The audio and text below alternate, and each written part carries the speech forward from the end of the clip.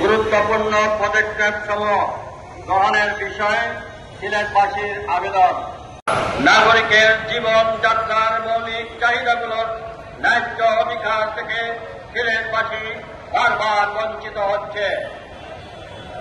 আর বঞ্চনার এই দীর্ঘসূত্রতা অনধিকার থেকে চলে আসছে। জুলাই বিপ্লবের পর আমাদের অভিবাসী প্রেরিত রেকর্ড পরিমাণ রেমিটেন্স, বৈদেশিক মুদ্রার স্থিতিশীলতা এবং আর্থিক বাজারে আস্থা ফিরিয়ে আনতে সহায়তা করেছে।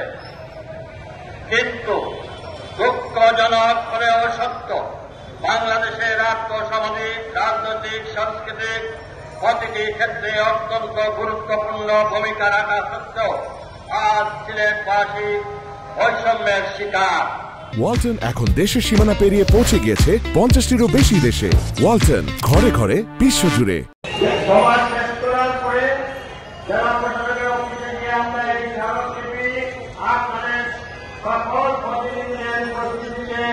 আমরা জেলা প্রশাসকের কাছে হস্তান্তর করব।